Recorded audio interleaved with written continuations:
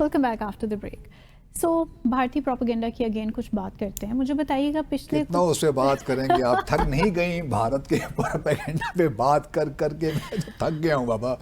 भारत का एक्चुअली काम ही ये रह गया है, प्रोपेगेंडा हमारा पे काम उसका प्रोपेगेंडा जवाब क्रिएट देना है. करना. हाँ. यस, काउंटर तो बनता है अच्छा ना. चलिए, आपका क्या सवाल है? अब जहन में क्या सही. सवाल आया आपके? अब मुझे आपसे ये जानना है कि बहुत कैलकुलेशंस हमारे सामने रख रहा है भारतीय मीडिया के, खुद भारत के अंदर नैरेटिव बिल्ड हो रहा है कि जनरल आसिम मुनीर जो हैं हमारे सिपह सालार, वो साबिक जितने सिपह सालार गुजरे हैं उनसे काफ़ी मुख्तलिफ हैं. तो भारत के इस नैरेटिव में कितनी सच्चाई है?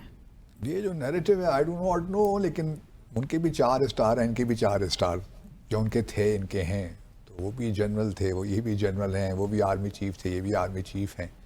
अपेरेंटली तो हो गया ना. हो गया. तो कोई वही पाकिस्तान के थे सिपह सालार, ये भी पाकिस्तान के हैं. What next? ये ज़रूर है कि शख्सियात में होती हैं मुख्तलिफ चीज़ें, होती हैं एट्रीब्यूट्स मुख्तलिफ होते हैं. सिक्योरिटी पॉलिसीज, सोचने का अंदाज भी मुख्तलिफ होता है, सलाहियतें भी मुख्तलिफ हो सकती हैं. हर शख्स एक दूसरे से मुख्तलिफ तो होता है ना, उसके सोचने का अंदाज मुख्तलिफ होता है. इससे पहले कि मैं ज़रा इन पे बात करूं, थोड़ा सा वो बात ना कर लें, हमारे जो ISI के चीफ हैं उनको नेशनल सिक्योरिटी एडवाइज़र बना दिया. उस पर भी भारत में बहुत डिस्कशन हो रही है और बड़ी परेशानी है कि ये किस तरह हो गया. और लेकिन साथ साथ वो फिर मुआवजा भी करते हैं अपने national security adviser Ajit Doval के साथ भी. वो कहते हैं कि जी अजीत दोवल साहब तो पुराने खिलाड़ी हैं इंटेलिजेंस के, क्योंकि IB के चीफ भी रहे हैं ना, और इनका ताल्लुक जो है वो इंडिया की पुलिस सर्विस से साहब. अभी इनकी उम्र काफ़ी हो गई है, तकरीबन 80 साल के करीब हो गए हैं, ये लगता नहीं है लेकिन अभी माशाल्लाह फिट हैं. तो वो कहते हैं कि वो तो 2014 से जी नेशनल सिक्योरिटी एडवाइज़र हैं, उनका और का क्या मुकाबला. तो बहरहाल वो अपने पर्सपेक्टिव से चीज़ों को देख रहे हैं. मुझसे भी कुछ लोगों ने सवाल किया कि जी क्या ये ठीक था इनको NSA बनाना, जबकि वो ISI के चीफ भी हैं, उसके भी हेड हैं. तो ये दोनों चीज़ों में किस तरह लेकर आगे चलेंगे, ये क्वेश्चन तो है जो कि मेरे जहन में भी आता है कि क्या ये ठीक था, या मुझे नहीं मालूम कब रिटायर हो रहे हैं, तो शायद ये फिर वहाँ से फारिग हो के बन जाएं. क्या ये दोनों चीज़ें एक साथ साथ चल सकती हैं? क्योंकि देखिए ना, कल कोर कमांडर्स की मीटिंग भी हुई थी, वहाँ बैठे हुए थे. अब इनका जो स्टेटस है मिनिस्टर ऑफ स्टेट या मिनिस्टर का है, तो वो भी एक प्रोसीजरल प्रॉब्लम क्रिएट कर देता है. लेकिन इनकी सलाहियतों पे तो किसी को शक नहीं है. ऑब्वियसली बड़ी इंपॉर्टेंट पोजीशंस पे ये रहेंगे और आई एम श्योर कि ही वुड डिलीवर. इसमें कोई शक नहीं होना चाहिए. बहैसियत NSA अब इनकी जिम्मेदारियां बढ़ गई हैं. अब इनको अजीत दोवल से भी शायद बिहाइंड द सीन्स बातचीत करनी पड़े. दूसरी जानिब ये भी देखिए कि अमेरिका में भी जो NSA थे माइक वॉर्ड्स, उनको ही फारिग कर दिया गया है. हाँ जी. उनको अब वो ट्रम्प साहब, वो एक एम्बेरसमेंट उनकी हुई. एक सिग्नल जो चैट, जिस तरह व्हाट्सएप है, एक सिग्नल का भी एक प्लेटफॉर्म है, तो वो सिग्नल की जो है सारी उनकी लीक्स हो गई, जो वो गुफ्तगू फरमा रहे थे मुख्तलिफ डिफेंस सेक्रेटरी और वाइस प्रेसिडेंट. और तो उसी ग्रुप में जो इनका एक प्राइवेट ग्रुप था, उसमें एक जर्नलिस्ट को भी शामिल हो गया. वो किस तरह हुआ, सारी बातें लीक हो गई. तो ये काफ़ी एम्बेरसमेंट हुई. और ये ग्रुप बनाया था माइक वॉर्ड्स ने, जो नेशनल सिक्योरिटी एडवाइज़र थे. अब उनको फारिग कर दिया, वो अब जा रहे हैं, उनको भेजेंगे अपना अमेरिका के UN रिप्रेजेंटेटिव न्यूयॉर्क में, वो बना के भिजवा रहे हैं. और वहाँ पे तब्दीली क्या आई है कि वहाँ भी एडिशनल चार्ज दे दिया. जैसे हमारे यहाँ एडिशनल चार्ज दिया है ना जी, तो अमेरिका में भी मार्को रूबियो को, जो स्टेट सेक्रेटरी हैं, उनको एडिशनल चार्ज दे दिया गया नेशनल सिक्योरिटी एडवाइज़र का. तो ये दोनों डेवलपमेंट साथ साथ ही हुई हैं. हमारी वजूहात खैर कुछ और थी, उनकी वजूहात कुछ और हैं. तो कमिंग बैक टू पाकिस्तान, मेरा ख्याल में लेफ्टिनेंट जनरल आसिम, या उनको अब नेशनल सिक्योरिटी एडवाइज़र कहें, यही कन्फ्यूजन, अब क्या कहें उनको.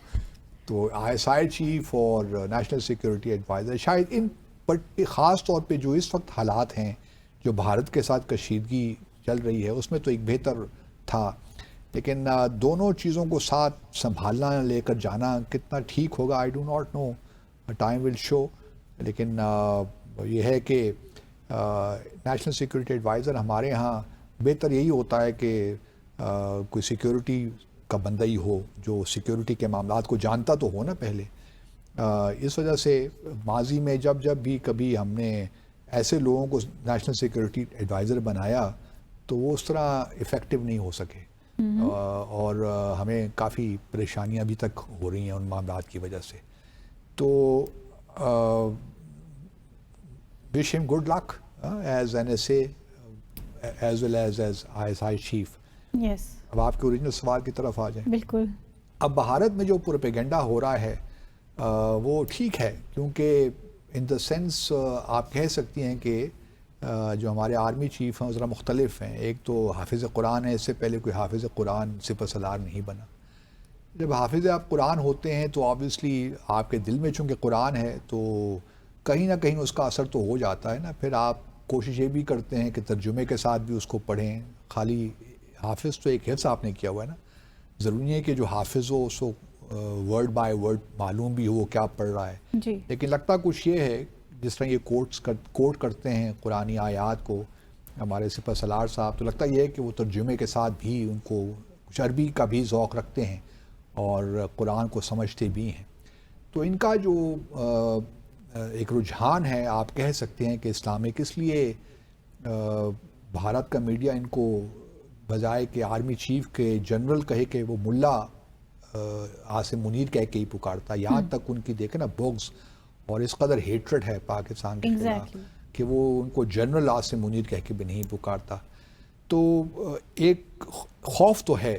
پھر ان کو غزوہ ہند بھی یاد آ جاتا ہے کہ غزوہ ہند کی باتیں پاکستان میں بہت ہو رہی ہیں، تو کہیں جنرل عاصم منیر ہی وہ شخص نہ ہو جو کہ غزوہ ہند کو لیڈ کرے اور بھارت کو تہس نہس کر دیں. تو یہ بھی ایک جو ہندو یا بھارت کی نفسیات میں ایک چیز چل رہی ہے نا، وہ یہ بھی ہے کیونکہ مسلمانوں نے بر صغیر کو رول تو کیا ہے نا تقریباً 1000 سال.